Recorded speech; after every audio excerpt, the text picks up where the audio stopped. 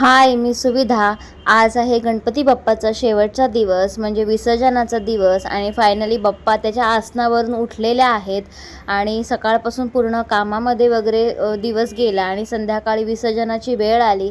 आम्ही रेडी होत होतो तोपर्यंत बाबांनी आणि माझ्या एका दिरांनी बाप्पाला ओटीवर आणलं. म्हणजे ओटीवरती पहिले रांगोळी घालून त्याच्यावरती बाप्पाला ठेवतात बाहेर काढून आणि सर्वजण बाप्पाची पूजा वगैरे करतात. तर तसंच इथे ओटीवरती आणून बाप्पाला ठेवलं आणि त्यानंतर सगळ्यांनी एक एक करून बाप्पाची पूजा वगैरे काढली. बाप्पासोबत फोटो वगैरे काढले.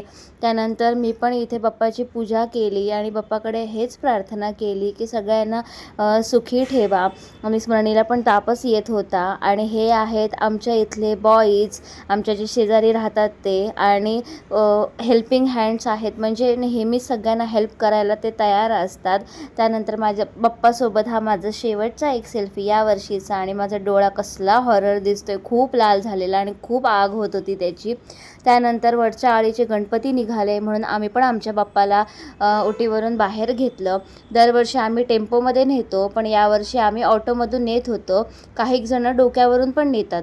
त्यानंतर काळ्यांचे गणपती निघाले आणि आम्ही तळ्याकडे जायला निघालो. काही गणपती बाप्पा पुढे होते, काही गणपती बाप्पा आमच्या मागे होते. त्यानंतर तळ्यावरती पोहोचलो आणि तळ्याच्या बाहेर मेन रोडवरती एका साईडला लाईनीमध्ये पूर्ण गावाचे गणपती बघू शकता, एका लाईनीमध्ये ठेवलेत. खूप मोठी लांबलचक लाईन असते, दोन्ही साईडला गणपती ठेवतात आणि मग रस्त्यावरतीच बसून बाप्पाची आरती वगैरे होते. पूर्वी पूर्वी प्रेम कृपा जयाची, सर्वांगी सुंदर उक्षेंदुराची, कंठी शोभे माळ मुक्ता फळाची.